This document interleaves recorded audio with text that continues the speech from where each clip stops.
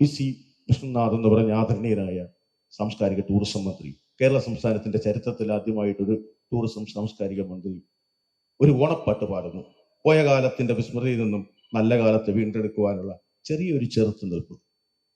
പക്ഷെ ഭാഗ്യം പോലെ ഞങ്ങളുടെ മുന്നിലേക്ക് ഏറ്റവും തിരക്കുള്ള സൗത്ത് ഇന്ത്യയിലെ സംഗീത സംവിധായകനായിട്ടുള്ള ജേക്സ് പി ജോയ്, എത്രമാത്രം നന്ദി പറഞ്ഞാലും തീരാൻ പറ്റില്ല. അത് കാരണം ഓണത്തിന് 4 ചിത്രങ്ങൾ ഇറങ്ങണം.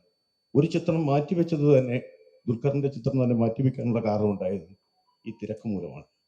അത് ഞാൻ RJ രാഹുലുമായി സംസാരിച്ചു. രാഹുലാണ് ആ വഴി വെട്ടി തുറന്നത്. അതിൽ നിന്ന് ജേക്സ് പി ജോയ് ആദ്യം നമ്മൾ കൈതപ്പുറത്തിന് തീരെ വയ്യാത്തൊരവസ്ഥയും കൂടെ ഉണ്ടായിരുന്നു. പിന്നീട് പെട്ടെന്നാണ് ഒരു വഴി പോലെ വന്നു ചേരുകയായിരുന്നു VK ഹരിനാരായണൻ.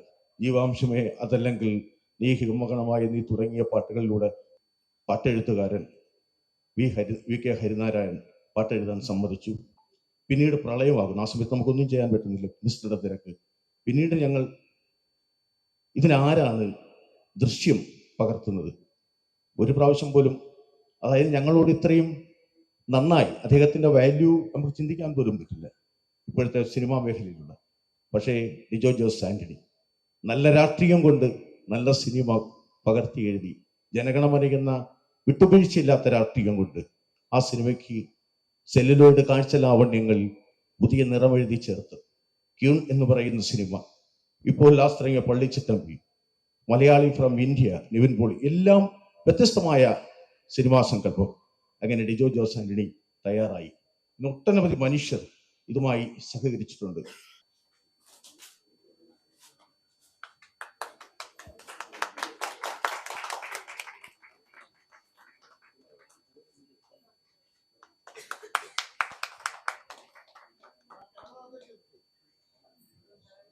പൂവാലെ തുമ്പപ്പൂവാലെ കളമെഴുതി മുറ്റം മാവേലി തമ്പ്രാനെത്താനെ ഇനി തിരുവോണം.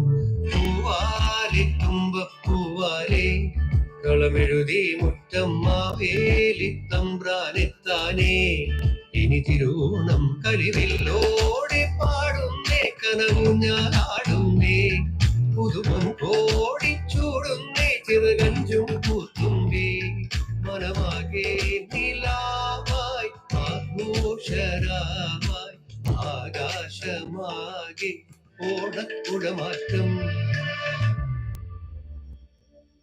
വളരെ യാദൃശ്യമായിട്ടാണ് ജോൺ വക്കീൽ എൻ്റെ മണ്ഡലംകാരനാണ്.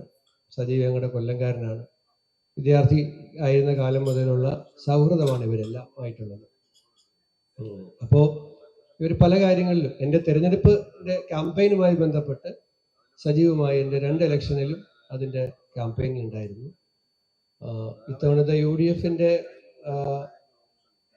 പ്രധാന പരസ്യവാചകം തന്നതും ഇവരുടെ പരസ്യ കമ്പനി തന്നെയാണ്, നമ്മുടെ പോളിഗൺ ഐ മീഡിയ. അപ്പോൾ പക്ഷെ അവരിങ്ങനെ ഒരു ദിവസം വന്നിട്ട് നമുക്ക് ഓണമാണ്, ഒരു പാട്ട് വേണം.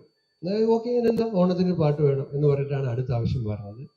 ആ പാട്ട് എന്നോട് പാടണമെന്ന് പറഞ്ഞു. ഞാൻ പറഞ്ഞു, ഞാൻ ഇങ്ങനെ അത്യാവശ്യം മൂളി പാട്ടൊക്കെ പാടി നടക്കുന്നതല്ലാതെ, പാട്ടുകാരില്ലാത്ത സ്ഥലം നോക്കി പാട്ട് പാടുന്നു എന്നുള്ളതല്ലാതെ ഇങ്ങനെ പാട്ട് സ്റ്റുഡിയോയിൽ പാടാൻ പാകത്തിൽ, അത് നിങ്ങളൊരു കാര്യം ചെയ്യും, നല്ല പാട്ടുകാരെ ആരെങ്കിലും വിളിച്ചിട്ട് അത് ചെയ്യിക്കണം എന്ന് പറഞ്ഞു. രാഹുൽ ഉണ്ടായിരുന്നു, സാബു ഉണ്ടായിരുന്നു.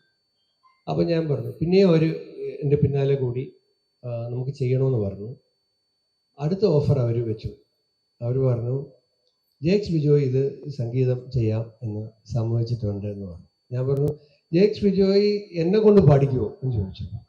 ജേക്സ് ബിജോയെ പോലെ ഒരു തെക്കേ ഇന്ത്യയിലെ ഏറ്റവും ഇപ്പോൾ ഇറങ്ങിയ, അതാണ് പറഞ്ഞത്, എല്ലാ സിനിമയിലും തുടക്കം, ഇന്നലെ ഇറങ്ങിയ ഖലീഫ, ഇനി ഇറങ്ങാൻ പോകുന്ന ദുൽഖറിൻ്റെ 3-ാം തീയതി ഇറങ്ങുന്ന പടം, എല്ലാം ചെയ്യുന്ന, അത് എന്നെ കൊണ്ട് പാടിക്കുമോ എന്ന് ചോദിച്ചു.